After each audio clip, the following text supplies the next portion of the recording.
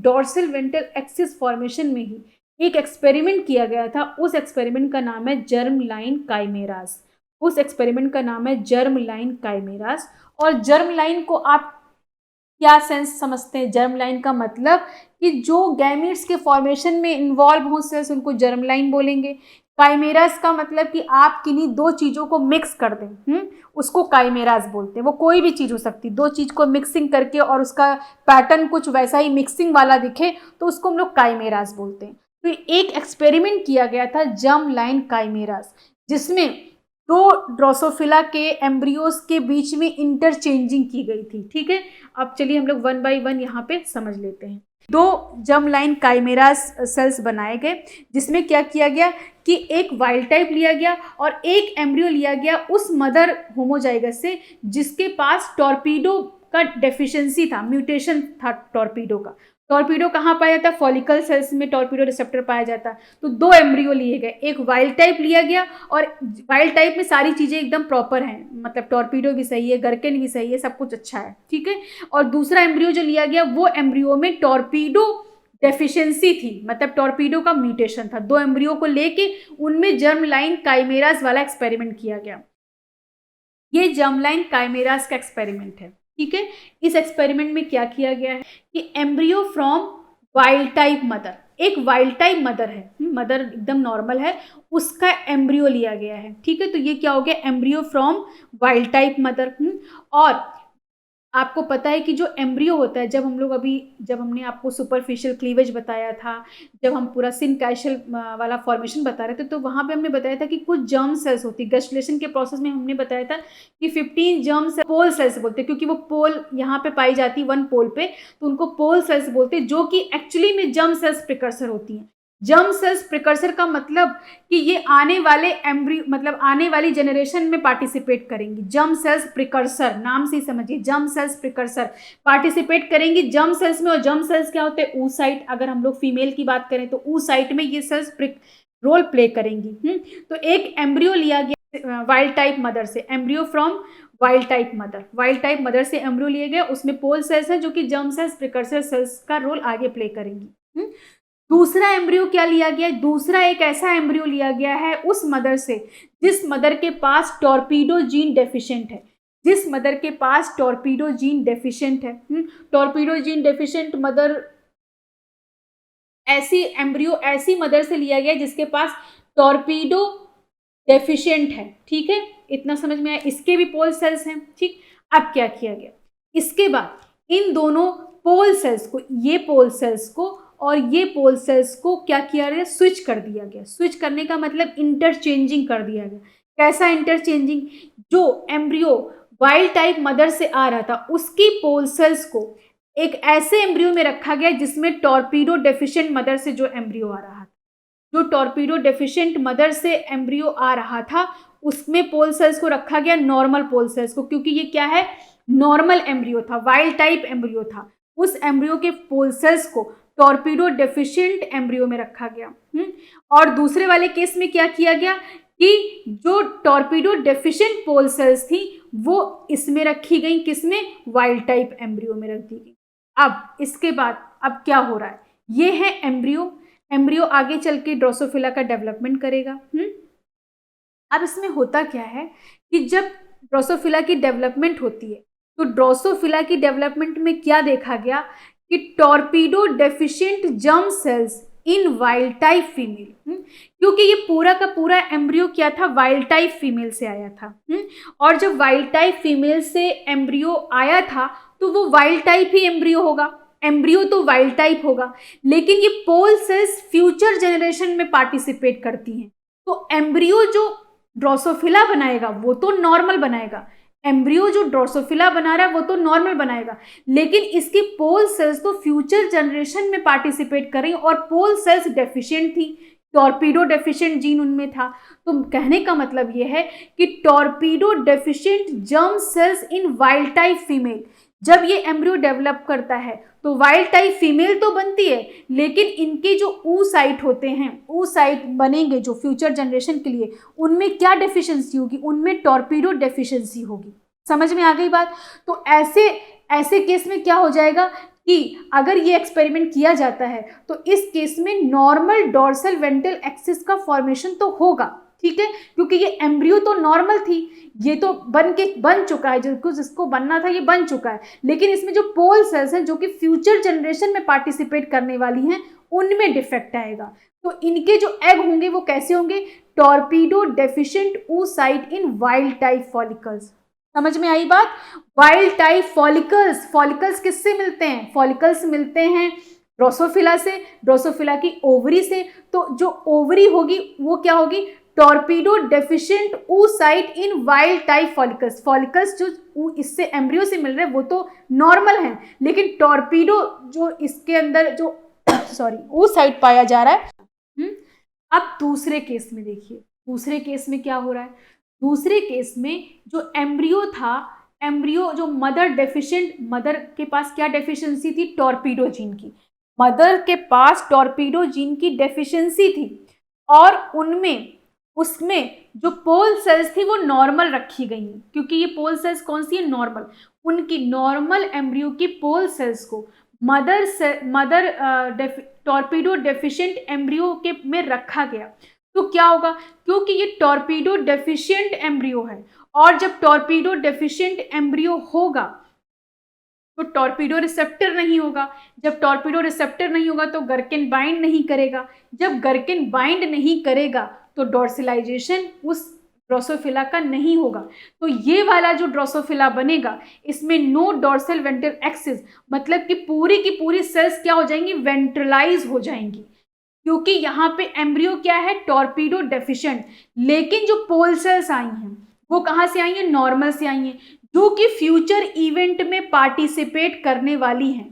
तो ड्रोसोफिला बना है जो कि जिसके पास मतलब वेंट्रलाइज सारी सेल्स, जिसके पास डोर्सल बना ही नहीं है, उसके ओवरी में जो oocytes पाए जा रहे हैं जो कि पोल सेल्स से oocyte बने हैं, वो क्या हैं, वो वाइल्ड टाइप जर्म सेल्स हैं, क्योंकि वो वाइल्ड टाइप पोलर सेल्स से, वाइल्ड टाइप एम्ब्रियो से हैं, वाइल्ड टाइप पोलर सेल्स हैं। तो वो क्या है, wild type germ cells in torpedo deficient female. Female तो टॉर्पीडो डेफिशिएंट है, लेकिन उसकी फ्यूचर जनरेशन सही होने वाली है, ठीक है। तो ऐसे केस में क्या हो जाएगा, जो एग होगा, wild type germ cells in torpedo deficient follicle. Germ cells कैसी हैं, wild type in torpedo deficient follicle. Torpedo deficient follicles में ऐसा होता है। हम लोग यहाँ पे ये कह सकते हैं कि वाइल्ड टाइप फीमेल, ये वाइल्ड टाइप फीमेल है ना, ये क्या है, वाइल्ड टाइप फीमेल, जिसके egg, whose egg came from, कहाँ से आए हैं, म्यूटेंट टॉर्पीडो, म्यूटेंट टॉर्पीडो। समझ गए बात, कि ये एक ऐसी वाइल्ड टाइप फीमेल है जिसके एग कहाँ से आए हैं, इन म्यूटेंट टॉर्पीडो पोल सेल्स से, ठीक। तो इसीलिए इसका जो फ्यूचर जनरेशन है, मतलब कि torpedo deficient oocyte torpedo deficient बनेगा, लेकिन जो इटसेल्फ एम्ब्रियो का डेवलपमेंट होगा वो नॉर्मल होगा। और ये वो सेल्स, ये वो ड्रोसोफिला है जो कि टॉर्पीडो डेफिशिएंट फीमेल है। ये क्या है, ये टॉर्पीडो डेफिशिएंट फीमेल है जिसके एग, टॉर्पीडो डेफिशिएंट माइनस कर देते हैं फीमेल, जिसके एग कहाँ से आए हैं, वाइल्ड टाइप, यहाँ से वाइल्ड टाइप से आए हैं, ठीक। तो इसलिए इसके जो मीन्स की जो जर्म सेल्स होंगे वो क्या होंगे, वाइल्ड टाइप होंगे। अब ठीक, तो एक बार हम इस एक्सपेरिमेंट को फिर से रिवाइज कर दे रहे हैं कि क्या किया गया, दो टाइप के एम्ब्रियो लिए गए, एक वाइल्ड टाइप एम्ब्रियो लिया गया है, एक टॉर्पीडो डेफिशिएंट एम्ब्रियो लिया गया है। एम्ब्रियो का मतलब क्या कि वो अपना जो भी फेट था एक्चुअली में वो एम्ब्रियो जैसा आया है मदर से उसी टाइप का डेवलपमेंट करेगा। और एम्ब्रियो में जो पोल सेल्स होती है वो फ्यूचर जनरेशन को डिसाइड करती है, क्योंकि पोल सेल्स आगे चल के जर्म सेल्स में पार्टिसिपेट करेंगी। कहने का मतलब फीमेल में oocyte बनाएंगे, मेल में स्पर्म बनाएंगे। तो यहाँ पे हम लोग फीमेल की बात कर रहे हैं। तो यहाँ पे दो फीमेल्स के जो मतलब कि oocyte को लिया गया है और उनके पोल सेल्स को इंटरचेंज कर दिया गया है। जो वाइल्ड टाइप के पोल सेल्स हैं उनको टॉर्पीडो डेफिशिएंट एम्ब्रियो में रख दिया गया है, जो टॉर्पीडो डेफिशिएंट के पोल सेल्स हैं उनको वाइल्ड टाइप एम्ब्रियो में रखा गया।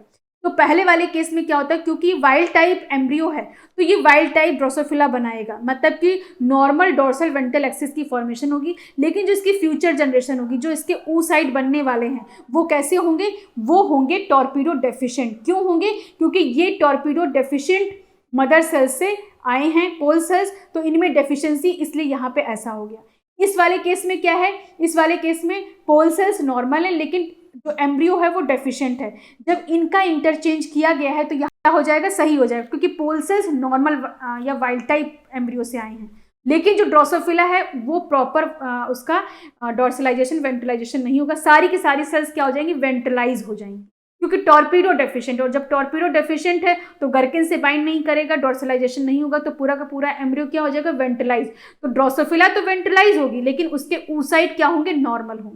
Germline chimeras made by interchanging pole cells, germline precursors between wild type embryo from mother homozygous of a mutation torpedo। दोनों जो हम लोगों ने अभी एक्सपेरिमेंट देखा तो उसमें यही बताया कि जर्मलाइन काइमेरास बनाने के लिए पोल सेल्स को इंटरचेंज किया गया, एक वाइल्ड टाइप था और एक ऐसा एम्ब्रियो था जिसका टॉर्पीडो डेफिशिएंट था। गया यहाँ पे the transplant produce wild type female whose egg came from mutant mother, mutant mother से आ रहा है, and torpedo deficient female that lay wild type egg। जो यहाँ पे एक्सपेरिमेंट हमने बताया है उसी के बारे में यहाँ पे लिखा हुआ है।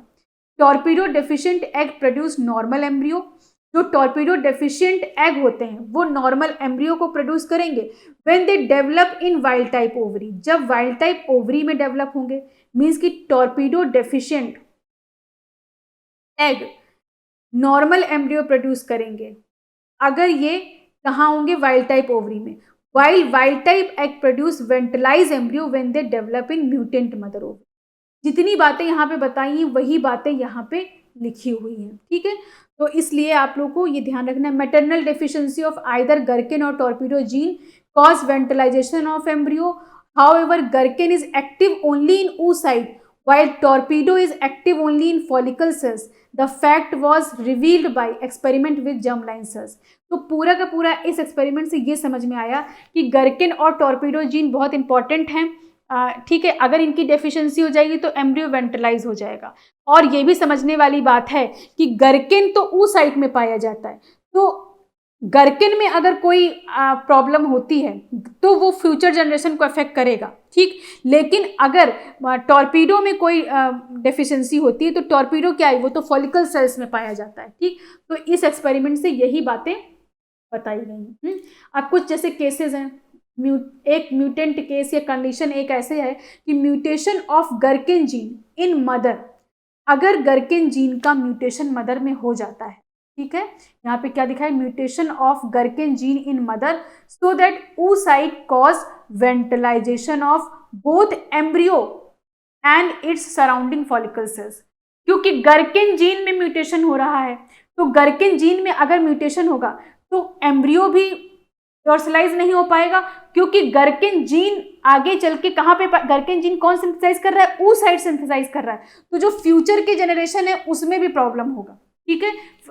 इसके बाद नेक्स्ट क्या है, द म्यूटेंट केस 2 में क्या दिया हुआ, if mutation is in the follicle sales. अगर फॉलिकल सेल्स में म्यूटेशन है and not in the egg, सिर्फ फॉलिकल सेल्स में म्यूटेशन है, एग में म्यूटेशन नहीं है, the embryo coming will be normal. कहने का मतलब क्या है कि जो एम्ब्रियो आने वाला है, अगर फॉलिकल सेल्स में म्यूटेशन है लेकिन एग में कोई म्यूटेशन नहीं है, तो भाई आगे फ्यूचर इवेंट में तो एग पार्टिसिपेट करने वाला है ना, जो भी जर्म लाइन सेल्स बनने वाली हैं उसमें फॉलिकल सेल्स तो पार्टिसिपेट करने वाली नहीं है। तो अगर म्यूटेशन फॉलिकल सेल्स में होता है और एग में नहीं होता है तो फॉलिकल सेल्स में हो भी जाए तो जो कमिंग जनरेशन है, जो कमिंग एम्ब्रियो है वो नॉर्मल होगा।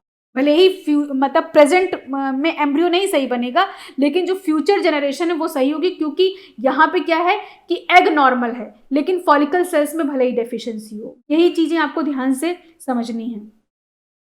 Mutant in which all the cell have dorsal phenotype. कोई ऐसा म्यूटेशन किया जाए जिसमें कि सारे जो मतलब सेल्स हैं वो डॉर्सल फिनोटाइप हैं। किसकी वजह से, because dorsal protein doesn't enter the nucleus in any cells. तो क्यों? क्योंकि जो डॉर्सल प्रोटीन है वो न्यूक्लियस के अंदर गई ही नहीं है, इसीलिए सारे के सारे प्रोटीन सारा का सारा फिनोटाइप क्या डॉर्सलाइज है। ये जो ये सेल है और सेल में न्यूक्लियस है। अब कह रहा है कि डॉर्सल जो है पूरा का पूरा जो एम्ब्रियो है उसमें डॉर्सल दिख रहा है, उसमें फिनोटाइप कैसा दिख रहा है? डॉर्सल दिख रहा है। तो इसका रीजन क्या है कि डॉर्सल जो प्रोटीन है वो न्यूक्लियस के अंदर गया ही नहीं है। अगर डॉर्सल न्यूक्लियस के अंदर चला जाता तो वेंट्रलाइजेशन भी होता, लेकिन ये नहीं गया, इसीलिए पूरा का पूरा फिनोटाइप कैसा दिख रहा है? डॉर्सल दिख रहा है।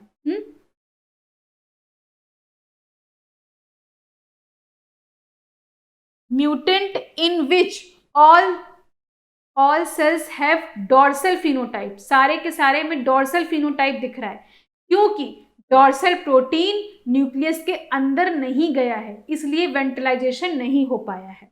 समझ में आई बात? फिर next case, mutant in which all cells have ventral cells. कोई ऐसा म्यूटेंट है जिसमें सभी सेल्स वेंट्रल सेल्स दिख रही हैं, due to dorsal protein in found in every cell nucleus. ठीक है, यहां पे डॉर्सल क्या था? न्यूक्लियस के अंदर गया नहीं था, इसलिए हमें कैसा फिनोटाइप दिख रहा था? डॉर्सल दिख रहा था। जब कोई सारी की सारी सेल्स वेंट्रल दिख रही तो मतलब कि डॉर्सल प्रोटीन हर एक सेल के न्यूक्लियस के अंदर पहुंच गया है, इसीलिए पूरा का पूरा जो एम्ब्रियो है वो वेंट्रलाइज दिख रहा है। ठीक है, समझ में आई बात? Next, maternal deficiency of torpedo causes the ventralisation of embryo. Maternal deficiency होगी टॉर्पीडो की तो गर्किन से बाइंड नहीं करेगा, डॉर्सलाइजेशन होगा नहीं, तो क्या होगा? वेंट्रलाइजेशन होगा। However torpedo gene is active in follicle sales not in embryo. तो टॉर्पीडो, जैसे यहाँ पे आप ये वाला केस देख रहे थे ना कि भले ही यहाँ पे टॉर्पीडो जीन डेफिशिएंट है, लेकिन वो फ्यूचर इवेंट में तो नहीं गया, यहाँ पे तो वाइल्ड टाइप जर्म सेल्स बने, फ्यूचर इवेंट में पार्टिसिपेशन नहीं लिया, क्योंकि ये क्या थे? ये नॉर्मल सेल्स से एक्सचेंज कर दिया गया था। तो यहाँ पे क्या बोल रहा है कि maternal deficiency of torpedo causes the ventralisation of embryo. अगर टॉर्पीडो को डेफिशिएंट कर दिया जाए तो एम्ब्रियो का वेंट्रलाइजेशन हो जाएगा। और टॉर्पीडो जीन कहाँ पे? फॉलिकल सेल्स में एक्टिव होता है। गर्किन जीन कहाँ पे? ऊ साइट में होता है। तो गर्किन जीन में कोई प्रॉब्लम होगा तो वो फ्यूचर जनरेशन तक जाएगा। टॉर्पीडो में अगर एम्ब्रियो में प्रॉब्लम हुआ तो वो जरूरी नहीं कि वो फ्यूचर सेल तक जाए। ठीक है, ठीक है, ये क्वेश्चन आया जून 2018 में। देखिए क्वेश्चन में क्या पूछा गया है। क्वेश्चन में पूछा गया है torpedo is known to serve as receptor for gurken. अभी तक हम लोग यही पढ़ते चले आ रहे हैं कि टॉर्पीडो का रिसेप्टर गर्किन होता है। Deficiency of torpedo gene in Drosophila cause ventralisation, ये भी हम लोगों ने पढ़ा कि अगर टॉर्पीडो का डेफिशिएंट रिसेप्टर हो जाए तो वेंट्रलाइजेशन हो जाएगा एम्ब्रियो का। In an experiment germline precursor from wild type embryo were transplanted into embryo whose mother carried the torpedo mutation. Also reverse experiment, same experiment जो हम लोगों ने भी पढ़ा है उसी से question, that is transplantation of germ cells precursor from torpedo mutant into wild type embryo was done. The torpedo deficient germ cells develop in wild type female showed normal dorsal ventral axis, while the wild type germ cells develop in torpedo deficient female shows ventralized egg. Some of the following statements are drawn from the above experiment and some from known fact understanding the functioning of torpedo. Torpedo के function को आपको यहाँ पे बताना है। पहला option क्या है? Zygotic contribution of torpedo is essential for development of dorsoventral axis. सब कुछ सही लिखा है, सब कुछ सही लिखा है, सिर्फ जाइगोटिक कंट्रीब्यूशन को छोड़ के। ठीक है, टॉर्पीडो भाई अगर टॉर्पीडो डॉर्सलाइज कर रहा है एम्ब्रियो को तो जाहिर सी बात है कि अगर उसने डिफ्रेंशिएट कर दिया डॉर्सलाइजेशन में तो जाहिर सी बात है कि जो बचा पार्ट वो वेंटलाइज होगा। तो ये तो बात सही है कि essential for dorsal ventral axis के लिए टॉर्पीडो एक बहुत इंपॉर्टेंट रोल प्ले करता है, लेकिन ये होता है मैटरनल, है ना, ऊ साइड के फॉलिकल सेल से। वो भी देखिए, टॉर्पीडो तो फॉलिकल सेल्स में पाया जाता है, ओवरी की सेल्स में पाया जाता है, वो ऊ साइड में भी नहीं है, ठीक है। एग चैम्बर के फॉलिकल सेल्स से टॉर्पीडो आता है। तो ये तो एकदम टोटली रॉन्ग है ना, ये फॉल्स हो गया हमारा। इसके बाद maternal contribution of torpedo is essential for development of dorsal, contradictory statement है, तो दोनों में से एक सही है, तो ये हमारा ट्रू स्टेटमेंट हो गया बी वाला। तो बी सही हो गया। अब इसके बाद नेक्स्ट देखते हैं। Since torpedo is receptor for gurken and follicle cells surround the part of oocyte where gurken is expressed, it is likely that torpedo expressed in follicle cells. ये भी सही है कि टॉर्पीडो के लिए गर्किन मतलब एक लीगेंड की तरह काम करता है। गर्किन टॉर्पीडो कहाँ पे पाया जाता है? फॉलिकल रिसेप्टर, मतलब फॉलिकल सेल्स के पास एज ए रिसेप्टर पाया जाता है, जहाँ पे गर्किन उसी के पास आके एक्सप्रेस होता है। देखिए, हमने आपको ये भी, जब हम आपको डोर्सल वेंट्रल एक्सिस बता रहे थे तो हमने ये बताया था कि जो इनकी लोकेशन होती है वो एंटीरियर डोर्सल होती है, ठीक है। वेंट्रल साइड में गर्किन का मैसेज भी नहीं जाता है, ठीक। तो इसलिए यहाँ पे कि gurken is expressed is likely to torpedo express in the follicle cells, ठीक। तो इसलिए हमारा ये ऑप्शन सी क्या हो जाएगा? ट्रू हो जाएगा, ठीक।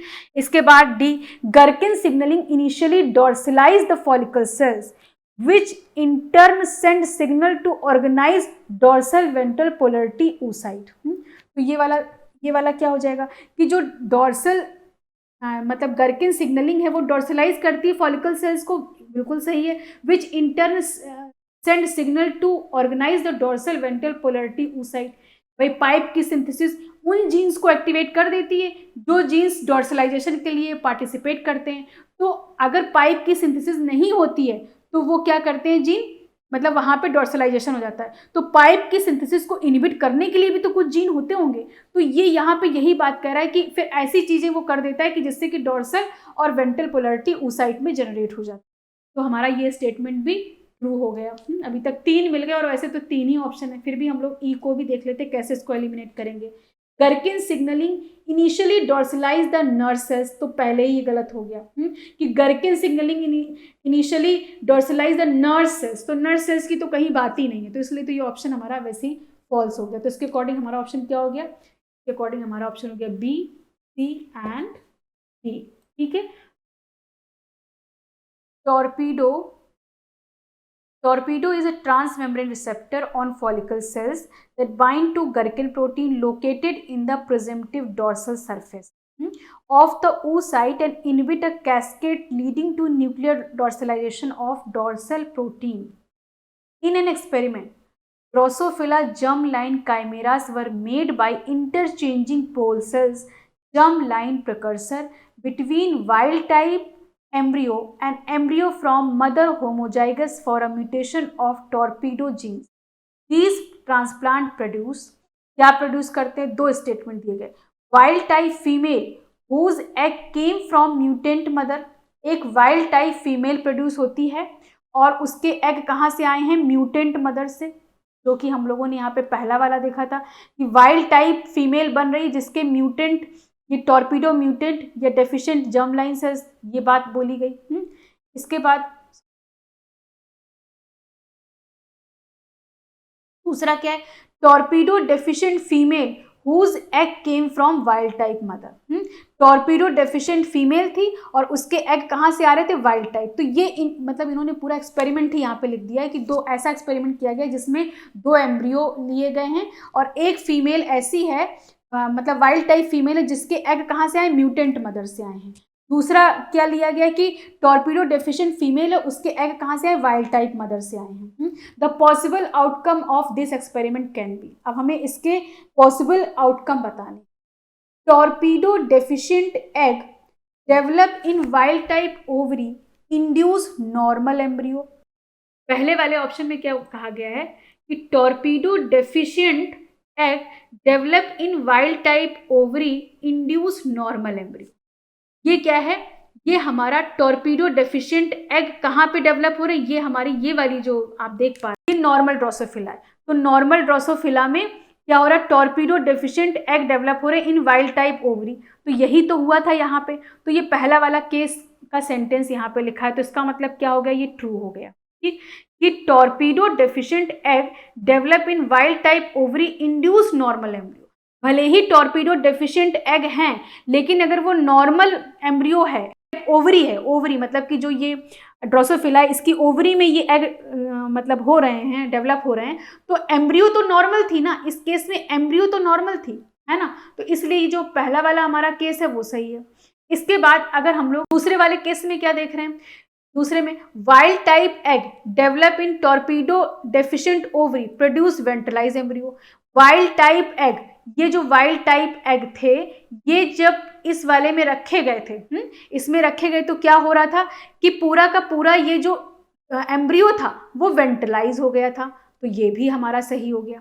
अब हमारे ए और बी ऑप्शन सही हो गए। अब ये श्योर है, क्योंकि अगर आपको ये एक्सपेरिमेंट अच्छे से आपने पढ़ लिया तो आप ये दोनों सेंटेंस तो बहुत आराम से, क्योंकि पूरा का पूरा एक्सपेरिमेंट जो किया है वही एक्सपेरिमेंट के बारे में दिया गया है। तो ए एंड बी सही है हमारा। तो देखिए ए इसमें है, ठीक है, बी इसमें है, तो ए बी ये है, इसमें बी है, इसमें ए है नहीं तो इसको तो हम वैसे ही माइनस कर देंगे, ठीक है। फिर ये ए है, इसमें बी नहीं है तो ये भी माइनस हो गया, और इसमें ए नहीं है। तो देखिए कितना आसान है करना, है ना, कि अगर आपको कुछ मतलब जैसे अब इतना लंबा क्वेश्चन है, इतना लंबा क्वेश्चन पढ़ के जब आप, क्योंकि यहाँ तो आपने बहुत बार हो सकता है इस क्वेश्चन को पहले पढ़ा, क्योंकि ये PYQ है, या फिर हम लोग यहाँ पे अभी तुरंत हमने इस टॉपिक को पढ़ा और हम इस क्वेश्चन को कर रहे हैं, तो आसान है। लेकिन जब आपके पास 13 मॉड्यूल का दिमाग में रखना है और वहाँ पे डेवलपमेंट में का क्वेश्चन आप कर रहे हैं, तो वहाँ पे इतनी चीज़ों को कैप्चर करना कम समय में बहुत मुश्किल होता है, क्योंकि वहाँ एक आपको नया क्वेश्चन मिलेगा और उस नए क्वेश्चन को वहाँ पे आपको तुरंत समझ के उस लेवल तक पहुँच के उसको करना है। तो इसलिए जब बहुत स्टेटमेंट और बड़े वाले क्वेश्चन हुआ करें तो आप नीचे के स्टेटमेंट को जरूर एक बार चेक कर लीजिए। अगर आप श्योर हैं 2-3 स्टेटमेंट पर कि नहीं, एक स्टेटमेंट या 2 स्टेटमेंट आपके सही निकल गए, तो आप पहले नीचे चेक कर लीजिए, तो आप शायद आपका टाइम सेव हो जाएगा। नहीं तो आपको इस तरह के क्वेश्चन करने में मतलब जैसे हार्डली आपको एक सी पार्ट के क्वेश्चन में 3 मिनट्स देने चाहिए, लेकिन ऐसे क्वेश्चन सॉल्व करने में 3 मिनट्स में नहीं होते हैं। ऐसे क्वेश्चन सॉल्व करने में 9-10 मिनट लग जाते हैं कभी कभी उस क्वेश्चन को समझने में, क्योंकि बहुत कंफ्यूजिंग लैंग्वेज भी इसका होता है, ठीक है। अब इसके बाद तो ए और बी तो हमारा क्या हो गया, इसके अकॉर्डिंग हमने ऑप्शन तो निकाले, लेकिन फिर भी हम लोग और चीज़ों को देख लेते हैं, ठीक। तो क्योंकि ए और बी इसमें है तो इसके अकॉर्डिंग डी हमारा सही होना चाहिए। अब हम देखते हैं सी, देखते हैं, torpedo deficient egg develop in wild type ovary produce वेंट्रलाइज embryo. Torpedo deficient egg, ये टॉर्पीडो डेफिशिएंट एग को जब हमने वाइल्ड टाइप एम्ब्रियो में रखा था, तो जो एम्ब्रियो था वो कैसा बन रहा था, वो एम्ब्रियो बन रहा था नॉर्मल बन रहा था। तो यहाँ पे लिख दिया गया है कि प्रोड्यूस्ड वेंट्रलाइज एम्ब्रियो, तो ये तो हमारा फॉल्स हो गया, क्योंकि वेंट्रलाइज एम्ब्रियो नहीं बन रहा था, एम्ब्रियो एकदम नॉर्मल इस वाले केस में बन रहा था, ठीक। इसके बाद फिर डी देखते हैं, dorsal protein enter in the nucleus of dorsal side of embryo whose came from wild type egg develop in torpedo deficient ovary।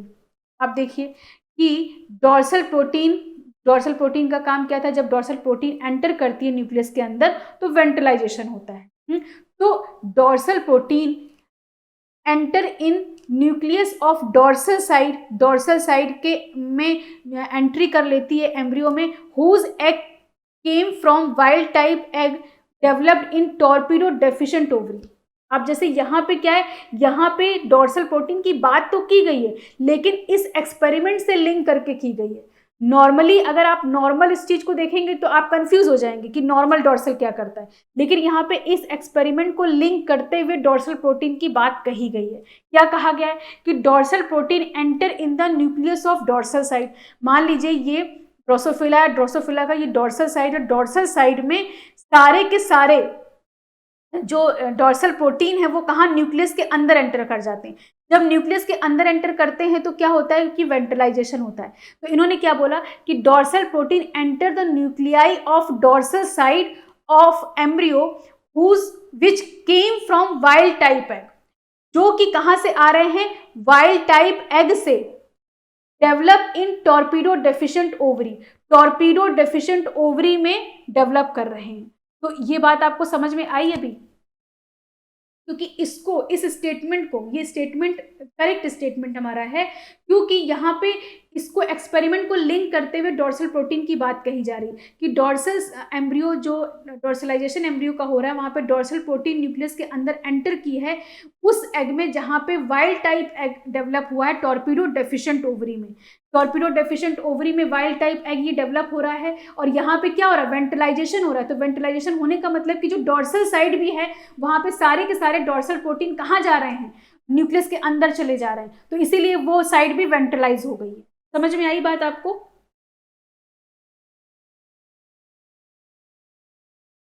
ठीक, तो ये हमारा ऑप्शन हो गया ट्रू। ठीक, अब इसके बाद ई देखते हैं। Dorsal protein remain cytoplasm in dorsal side of embryo whose came from wild type egg developed in torpedo deficient ovary. Torpedo deficient ovary ये है, इसमें एग कहाँ से आ रहे हैं, वाइल्ड टाइप से आ रहे हैं। ठीक है, एग वाइल्ड टाइप से आ रहे हैं। आप कह रहे हैं कि dorsal protein remain in cytoplasm, अगर डॉर्सल प्रोटीन साइटोप्लाज्म में होती तो इस वाले केस में क्या होता कि डॉर्सलाइजेशन भी होता, लेकिन इस वाले केस में वेंटिलाइजेशन हो गया है। इसका मतलब कि डॉर्सल प्रोटीन कहाँ पे है, यहाँ पे डॉर्सल प्रोटीन, सॉरी मतलब साइटोप्लाज्म में नहीं, डॉर्सल प्रोटीन तो न्यूक्लियस में जा चुकी है। और डी और ई स्टेटमेंट कॉन्ट्राडिक्टरी स्टेटमेंट है, दोनों में से एक ही सही होगा, तो डी सही है इसलिए, क्योंकि यहाँ पे बताया गया कि अगर साइटोप्लाज्म में डॉर्सल प्रोटीन होती तो क्या होता, डॉर्सलाइजेशन हो गया होता, लेकिन इस केस में डॉर्सलाइजेशन नहीं होता है, वेंटिलाइजेशन हो जाता है। तो इसलिए हमारा क्या ऑप्शन हो जाएगा यहाँ पे, ए, बी एंड डी।